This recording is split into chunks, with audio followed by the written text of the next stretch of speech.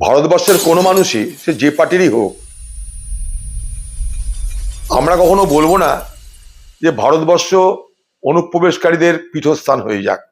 ঠিক আছে, ভারতবর্ষে অনুপ্রবেশকারীরা এসে বসবাস করুক বেআইনিভাবে, এ কথা আমরা কেউ বলি না, বলবও না। আরো বলি আপনাদের, আমি যখন প্রথম লোকসভার এমপি হয়েছিলাম 99 সালে, 13তম লোকসভা, আদবানিজি ছিল তখন হোম মিনিস্টার, গৃহমন্ত্রী। আমার কোশ্চেনটা লেগেছিল 13তম লোকসভার প্রথম কোশ্চেন। সেখানে আমি প্রশ্ন করেছিলাম কত পাকিস্তানি ভারতবর্ষে বেআইনিভাবে বসবাস করছে। তো আদবানিজি উত্তর দিতে পারেনি। আমি তখন দাবি করেছিলাম শ্বেতপত্র প্রকাশ করা হোক। আজকে না, 99 সালে, অন রেকর্ড আমি এই কথাটা বলছি। 13তম লোকসভার প্রথম প্রশ্ন করেছিলাম আমি, Adhir Chowdhury, illegal stay of Pakistanis in India. অবৈধভাবে কত পাকিস্তানি ভারতবর্ষে বসবাস করছে। আদবানিজি উত্তর দিতে পারেনি। আমি তখন বলছিলাম শ্বেতপত্র প্রকাশ করা হোক। শ্বেতপত্র প্রকাশ হয়নি। বিজেপি পার্টির এই স্লোগান আজকে না, বহু পুরনো স্লোগান। ভারতবর্ষে অবৈধ অনুপ্রবেশকারী আসে কি নেই সেটা দেখার দায়িত্ব রাষ্ট্রের। এখন তো ডবল ইঞ্জিন সরকার, দুদিক থেকে দেখবো, অসুবিধা কি আছে? কিন্তু আমরা কবে জানতে পারবো যে কত অবৈধ অনুপ্রবেশকারী ভারতবর্ষে আছে? কবে জানতে পারবো? আসামেও তো শুনেছিলাম অবৈধ অনুপ্রবেশকারীদের ঢল নেমেছে। এনআরসি করা হয়েছিল, 19 লক্ষ লোককে বিদেশি চিহ্নিতকরণ করা হয়েছিল। 19 লক্ষের মধ্যে 14 লক্ষ হিন্দু বার হয়েছিল, 5 লক্ষ মুসলমান বার হয়েছিল। আমি স্মরণ করতে চাইছি তাদেরকে যে তাদের রেকর্ড এইটা। তাই পশ্চিমবঙ্গে নিশ্চয়ই ভোটের আগে অনুপ্রবেশকারী এসআইআর এর নামে 1.5 কোটি 2 কোটি লোক নাকি বাদ যাচ্ছিল। অনুপ্রবেশকারী রোহিঙ্গা 1.5 থেকে 2 কোটি সব বাদ যাচ্ছিল। কত বাদ গেছে আপনারা জানেন? আমি তো দাবি করেছি যারা বাদ গেছে, চ্যালেঞ্জ করছি, তাদের দেখা হোক তারা প্রকৃত অর্থে তাদের ভারতবর্ষের নাগরিক কিনা, ভারতবর্ষের ভোটার কিনা, দেখা হোক। আমি তার জন্য দাবি করেছি। মুর্শিদাবাদ জেলায়, যেখানে সব থেকে বেশি এসআইআর তালিকা থেকে নাম বাদ গেছিল, যেখানে এখনো পর্যন্ত 5 লক্ষের উপরে মানুষের ভোটার লিস্টে নাম নেই, সেইখানটা ব্লকে ব্লকে ট্রাইব্যুনাল, এবং সেই ট্রাইব্যুনাল বিচারের ব্যবস্থা করে তাদেরকে তাদের অধিকার দেওয়া হোক। হয় বলে দেওয়া হোক তারা ভোটার, কিংবা বলে দেওয়া হোক তারা ভোটার না, কিন্তু দেখা হোক সেটা। ডিটেক্ট করা, ডিলিট করা, ডিপোর্ট করা মুখে বলতে সহজ। ভারতবর্ষের সরকার বাংলাদেশের সরকারের সঙ্গে এই নিয়ে অনুপ্রবেশকারী আছে আমরা ফেরত পাঠাবো, বাংলাদেশ সরকারের সঙ্গে চুক্তি হয়েছে।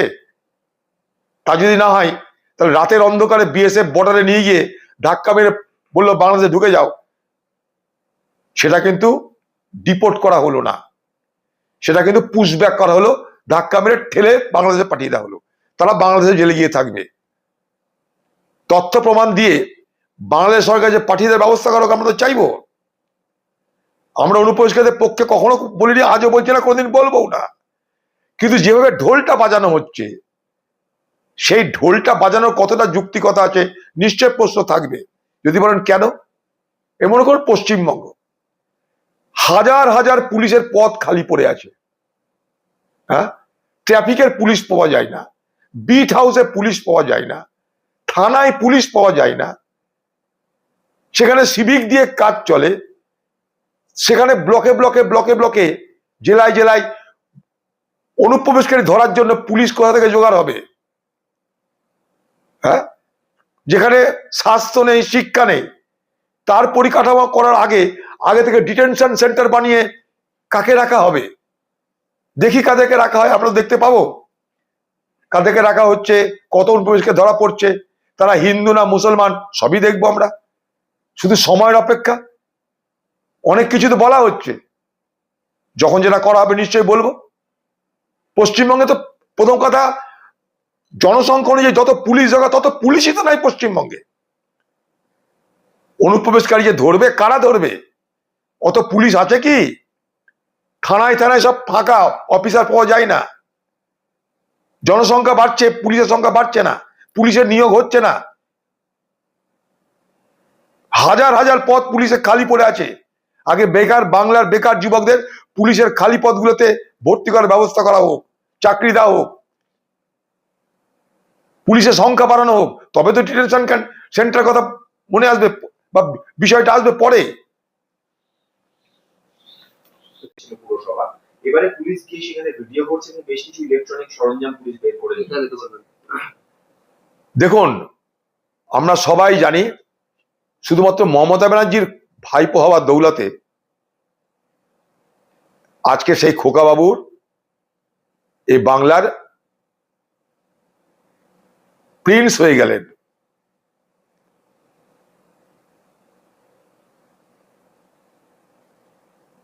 এত টাকা, এত অর্থ, এত সম্পদ, এত বৈভব কোথা থেকে এলো? এটা তদন্ত তো হওয়া দরকার। এ তদন্তের জন্য তো অনেক আগে থেকে আমরা দাবি করেছি। বিজেপি ক্ষমতায় ছিল দেশে, ইডি সিবিআই তাদের হাতে। খোকাবাবুকে ডাকার আগেও হয়েছে, কিন্তু কোনো ব্যবস্থা নেওয়া হয়নি। এই বাংলায় যত চুরি বাটপারে লুট হয়েছে তার সবকিছুর ভাগ খেয়েছে এই সেই খোকাবাবু। এটা অনেক পুরনো অভিযোগ আমাদের। ইডি ডেকে তাকে 9 ঘন্টা ধরে জিজ্ঞাসাবাদ করে ছেড়ে দেয়। যাদের হাতে ইডি সিবিআই ছিল তারা এতদিন পর্যন্ত খোকাবাবুর কি এই অপরাধের কথা জানতেন না? এই বেআইনি পথে অর্থ উপার্জনের কথা জানতেন না? অবশ্যই জানতেন। আজ ক্ষমতা হাতছাড়া হয়ে যাওয়ার পর তার বাড়িতে হয়তো পুলিশ যাচ্ছে, কিন্তু এটা আগে যাওয়া উচিত ছিল।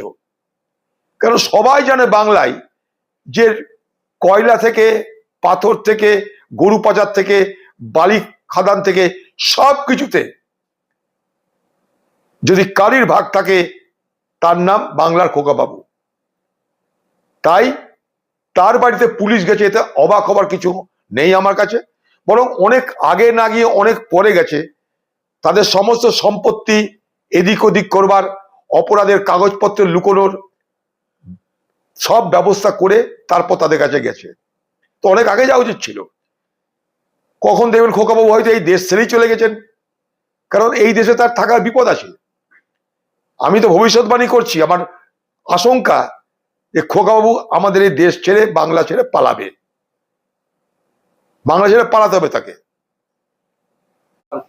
এমনকি প্রাক্তন মুখ্যমন্ত্রীকেও যখন তিনি কোর্টে গেছিলেন, কিছু মানুষ চোর চোর স্লোগান দিয়েছিল। বিভিন্ন জায়গায় তাদেরকে গণধোলাই করা হচ্ছে, যারা টাকা নিয়েছিল ফেরত দিচ্ছে না। এটা কেন হচ্ছে, কিভাবে বন্ধ হওয়া উচিত? মানুষের দেখুন, এই যে ভোট, এ ভোট বিজেপি কতটা জিতেছে জানি না। এ ভোট হয়েছে তৃণমূলের বিরুদ্ধে ঘৃণার, ক্ষোভের অভিব্যক্তি। বিজেপি কতটা জিতেছে তার থেকে বড় কথা মমতা হেরেছে।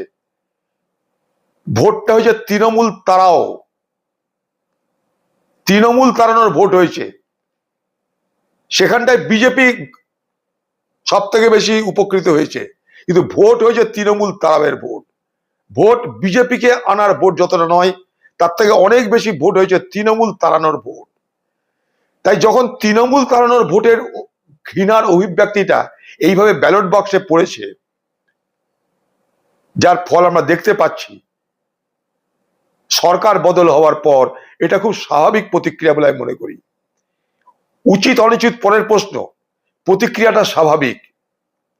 তাও তাই বলে কিছুই হয়নি। 2-4টে চট থাপ্পড় তো মেরেছে, তার বেশি কিছু হয়নি। এই বাংলায় তৃণমূল ক্ষমতা আসার পর কি করতো সেটা আমরা সবাই দেখেছি। ক্ষোভের অভিব্যক্তি, ঘৃণার অভিব্যক্তি। চোর চোর বলবে কি ভদ্রলোক ভদ্রলোক বলবে? চোরকে চোর বলছে। চোর তো চোর, কারণ মানুষ জানে তৃণমূল পার্টি নেতারা চোর, তাই বলছে চোর। লাজ্জুত খাচ্ছে, কারণ তারা লাজ্জুত খাওয়ার মতো কাজ করেছে, তাই লাজ্জুত খাচ্ছে। তৃণমূলের নেতাদের ঘর থেকে বার হওয়া বন্ধ হয়ে গেছে। দিদিও দেখেন ঘর থেকে আর বার হচ্ছে না। বাংলার সম্রাজ্ঞী, এতদিন ধরে 15 বছর ধরে বাংলায় করে কমে খেলেন আপনি, এখন আর ঘর থেকে বার হচ্ছেন না। আপনার ভাইরা সব মার খাচ্ছে, আপনি ঘরে বসে ফেসবুক করছেন। বাহ, দাদা আপনার মুখে অভিযোগ মানে না, কারণ আপনি নিজে ভোট লুটেরা। আপনার মুখে ধর্মের কাহিনী মানায় না। চোরের মুখে যেমন ধর্মের কাহিনী মানায় না, তেমনি আপনার মুখেও ধর্মের কাহিনী মানায় না। হাজরা মোড়ে গিয়ে পার্কে বসে কবিতা লিখুন, ছবি আঁকুন, মনের জ্বালা জুড়ানোর জন্য ওখানে একা একা বকবেন। আপনার পাশে কেউ দাঁড়াবে না, কেউ তাকাবে না। এই বাংলাকে ধ্বংসস্তূপে রূপান্তরিত করেছেন আপনি। সাংস্কৃতিক ধ্বংসস্তূপ, রাজনৈতিক ধ্বংসস্তূপ আপনি তৈরি করেছেন এই বাংলার জন্য। এই বাংলায় ভবিষ্যতের ইতিহাস আপনাকে ক্ষমা করবে না।